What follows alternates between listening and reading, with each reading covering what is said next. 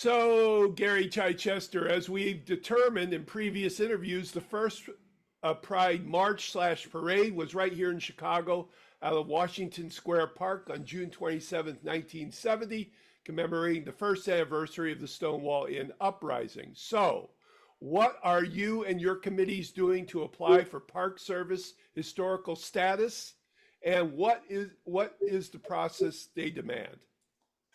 Well, it's not a big process. The problem that we're getting is the way that the government in DC, who controls the National Park Service, uh, is erasing our community Right. on various levels. Most noticeably is the trans community.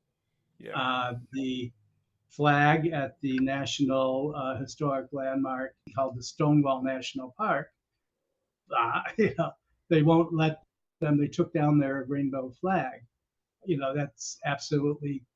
I love the guys in there, the guys and girls in New York, because they get right on that and got it back up again. So court orders, the whole works. Nice. So we're kind of hesitating a little bit Right.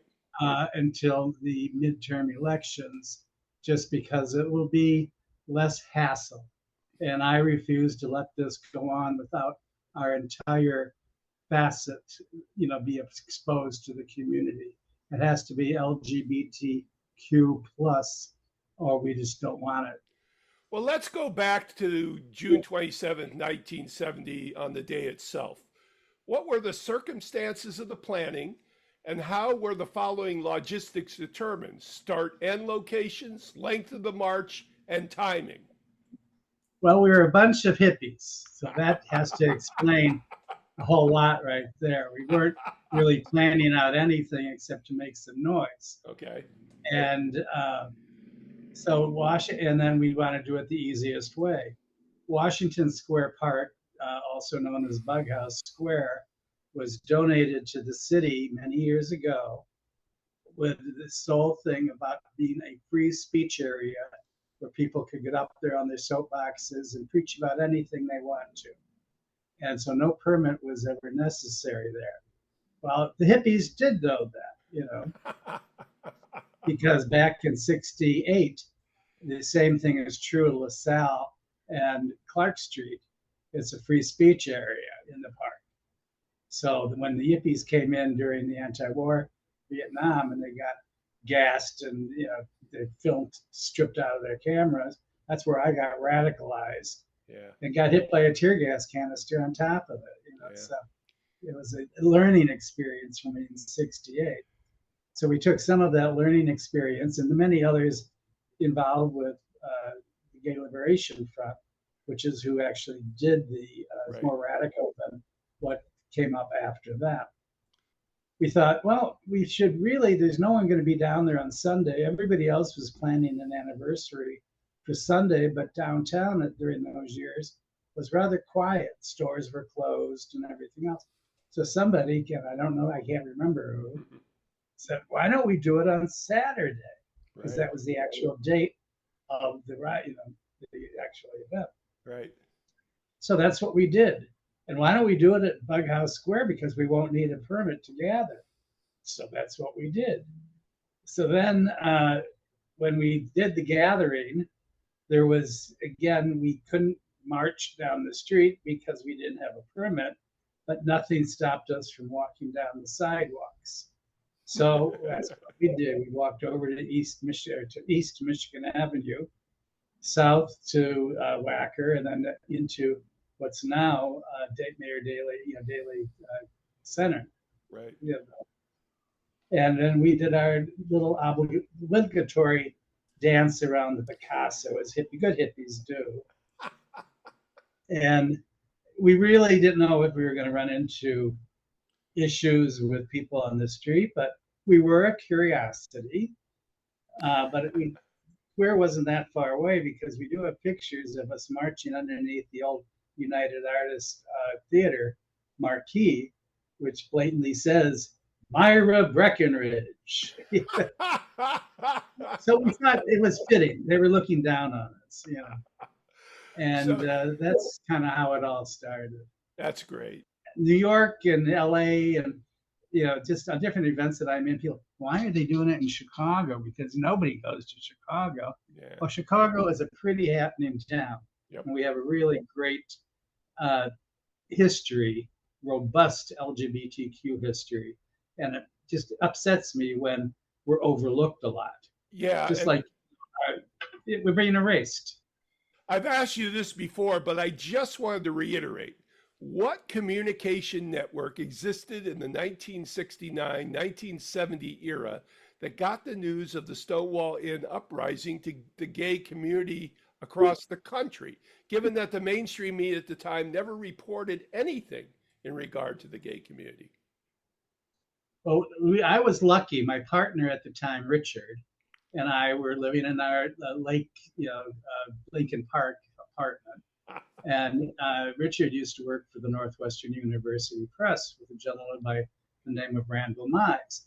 Well, Randall since moved on to New York, and we're sitting at home this wonderful night in June, and we get this phone call from Randall saying, "You won't believe what's going on now." Whoa. I go, "What's happening?" He said, "They're rioting at the Stonewall." So he kept us online and gave us a blow-by-blow, excuse the terminology, rundown of what was actually happening.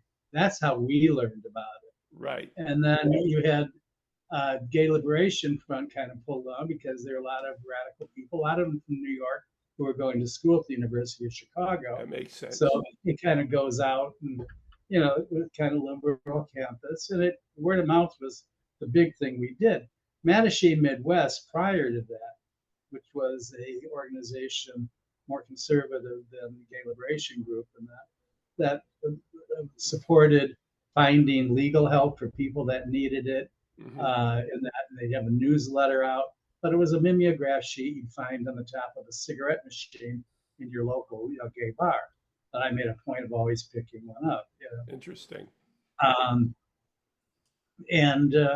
So it did travel around, and kind of there were marches and things, but it just, when I realized that we were actually the first, because if you Google first Pride March and the can't remember, it was a government agency, I can't remember which one now, predict that it says, oh yeah, that happened in New York, LA, and Chicago. Right. Well, and I started figuring out the dates and everything. They all did their, parade or their march on, the day of Sunday, right, the last Sunday in June, which we still celebrate as Pride Day. And I said, well, we beat that. Sure, by a day. By a day. We were up because we were wanting to get ourselves viewed out there. That's so great. So that's how that happened. And then it's been, during COVID, when you didn't have much to do, I do more research and start gathering. It turns out that Newberry Library oversees the area, and they have done some stuff in the park, our first march. But it was a matter of getting that recognition from Washington. Right. And I would love to have a rainbow flag there and flying proudly, announcing why Chicago is important. That's awesome. So, as far as I know, you never spent any time in the closet in your own soul. You can correct me, of course. For context, though, what was the atmosphere for gay men and women as far as general disclosures and coming out to friends, family on the day of that first 1970 Pride March? Most of the people that were in the march itself, it was a small group, were gay liberation people, right. And they were pretty content with their being in life and being open. We still had, like Mattachine, which I mentioned earlier, they were still using pseudonyms in their publications. So it was a gradual thing. And first we wanted to be viewed and be seen, let people know we're here, we're queer, and however, whoever started that, and to get it out there that it could be anybody. You could turn around right. And, your brother, your sister, your mom, your dad, your granddad, just your cousins, your friends, the guy that you went to war with, you know. Yeah. It could be anybody, but the people don't like to bring it up. It's a hard decision. I always made a point that if anybody asked, I had nothing to hide, you know. So yeah, I'm gay, you know, and I do it, you know, and get out there. So I've always been a pretty open book. Yeah. So I figured that. So, gay historians have talked to you several times. What do they tend to get wrong about the First March era? And what do you have to emphasize to them to create the understanding of what you and other activists had to go through? well, the thing is they always just to identify that we were the first march, the Okay. Pride March, is one thing you have to kind of get over. And I was just out to with some knowledgeable people. In fact, it was the Pride kickoff at Sidetrack last Sunday, Nice. and they were announcing oh, we're celebrating the first march in the United States. No, we are the first in the world. The world. And when you look back on that, it really is something. It really is, man. I hope, yeah, it's going to happen. Okay. So, one of the reasons that gay neighborhoods thrive and increase property values are due to the fearlessness of the pioneers who established those neighborhoods like Boys Town and Edgewater. What was exciting about carving a niche out of these abandoned urban neighborhoods? And what do you remember about the pioneers? You probably Well, being one of them. I grew up with ghettos, Jewish ghettos, black, people of color ghettos. Mhm. Chicago was the biggest city that had all these neighborhoods that, everybody had their own. You didn't cross this street, you didn't do that, everything. So that was always difficult. Um, Mhm. when basically the march first started back in 1970, that area down there near Newberry Library was kind of a North Clark Street Skid Row area. Yeah. And that's the kind of thing that we thrive in. Bughouse Square used to attract lost souls, which a lot of people, gay men especially, kind of said, "Oh, I'll take care of you, young man, and here's some cash to, help you along." Yeah, of course. So it had kind of a history of that kind of, when the sailors were in town, they, do that whole routine. So yeah, it has sort of a naughty aspect to it, but LGBT men, especially gay men, have always been drawn to naughty. Clark Street was, kind of as I said, a Skid Row kind of area, and that's Yeah. where a lot of our bars were down at Right. Clark in Illinois. And then as we started, because they were bars that organized crime was rumored to be a part of, and so they would find, a place that wouldn't draw attention to themselves. And at the time, that Clark in Illinois was incredibly quiet and, in need of, its parking lots. So there was, and all the roads led to that area. No matter where you came from, they all ended up there. And, in the Midwest, in the United States, everything ends up at that interchange. Just like So, just like the Yellow Brick Road to Oz. exactly. We are now, of course, back to a challenging time for individual gay rights, especially with the scapegoating the trans community. What, in your point of view, are the new activist communities doing to counteract these aggressions, and what makes you optimistic that tide will turn back? Well, we have each other's backs for one thing. Women used to like their own space. They opened up a coffee house called Mountain Moving Coffee House, which was a women-only space, and they didn't allow even men, children to, male child, to go in. Which is it's kind of sad. Yeah. But then comes the AIDS crisis, and who comes and keeps our back? Why, all the gay men were so busy because they were losing lovers and friends and everything to this plague that nobody knew anything about because they weren't getting any information from Washington and the federal government. And the women really came in and took care of us. I don't know if it was a maternal instinct or what, but Right. it kind of brought that community together.